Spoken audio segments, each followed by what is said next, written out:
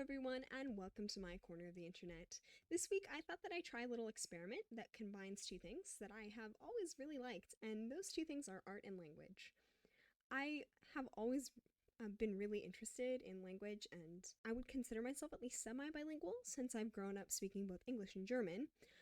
But I feel like I'm only semi fluent in German because even though I can understand it pretty well and I can pronounce everything correctly, my grammar is really bad.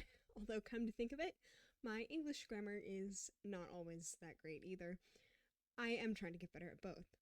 But part of the problem is that German uses some grammatical concepts that aren't really present in English, which is my first language, like gendered nouns and definite articles. So in German, you can't just say a or the because every noun has a gender assigned to it, and the articles you use change based on the gender.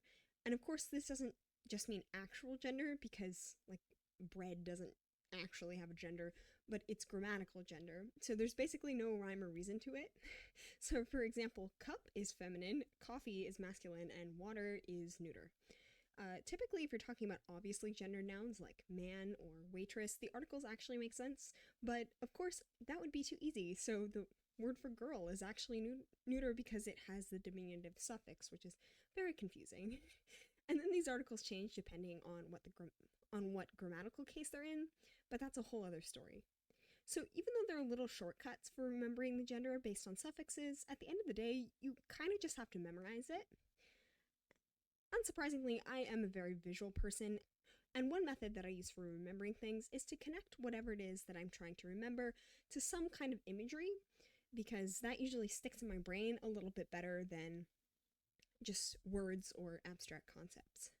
When I try to learn definite articles, I visualize a scene that includes the noun and a person with the corresponding gender. So for masculine nouns, I visualize a masculine person. For feminine nouns, I visualize a feminine person. And for neuter nouns, I visualize two people, one masculine and one feminine. I guess that doesn't completely make sense because it's not like people of opposite genders cancel each other out or whatever, but it's the easiest, clearest way for me to visualize it. So starting out, the lamp in German is die Lampe, so it's a feminine noun. And as you can see, English and German words are actually pretty similar since they're both Germanic languages and they have a lot of cognates. Again, the only really challenging thing about German, in my opinion, is the grammar, and I guess the pronunciation too, if you're not used to it. I know that English used to have at least some of these things, like formal and informal pronouns, but we've kind of dropped that, and now we only use the formal pronouns. You would never hear someone in the 21st century using the word thou in a casual conversation, even though that's technically the informal version of you. It's really weird. I guess that we do have grammatical cases, but when you hear people speak a language every day, they aren't that noticeable. The word restaurant in German is literally restaurant, which comes from a French word, I'm pretty sure. But it's also a neuter noun, so the restaurant is das Restaurant. For this one, the image that came to my mind was pretty obvious. It was just going to be a couple on a date at a restaurant. I went with Elizabeth and TJ because they're one of my favorite couples out of all my characters. Not to mention that they're one of my only fictional couples that would be going to a restaurant as we know it in the 21st century. Most of my fictional couples live in Egypt in the 16th century BC, and I'm pretty sure that they don't really go out to eat at restaurants. If there is any New Kingdom equivalent to this that I'm not aware of, please let me know, but as far as I know, there isn't. Since I'd already drawn TJ once, I decided to stick with the theme and draw him again, just watching the sunset for the German word for sunset, which is der Sonnenuntergang. I really liked the colors in this one, but I think I might have blurred it out a little too much. Digital painting and digital drawing without line art is something that I'd like to get better at, and this drawing just didn't seem like it would look right in my usual style. But it's still not really one of my favorites. For Die Apotheke, which means the pharmacy, I could have gone with one of my characters in a literal contemporary pharmacy, but I wasn't particularly keen on drawing Elizabeth inside CVS or Walgreens or something like that, and I was especially not looking forward to drawing everything on the shelves.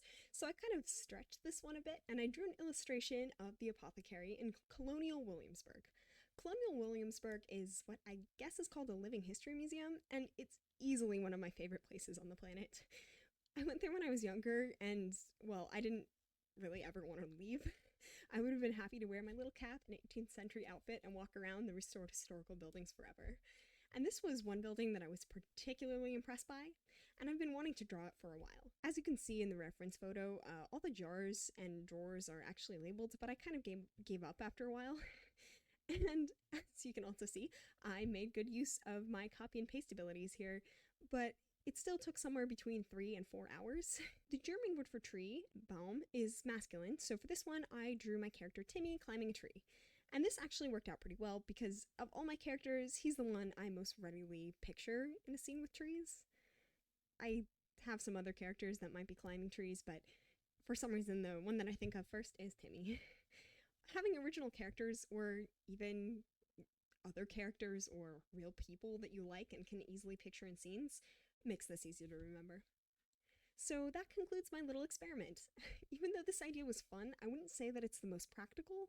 These illustrations can take anywhere from 1 to 4 hours, and there are thousands of nouns in any given language, so it would obviously take a really long time to make a full illustration for every single one, and I don't have that kind of time.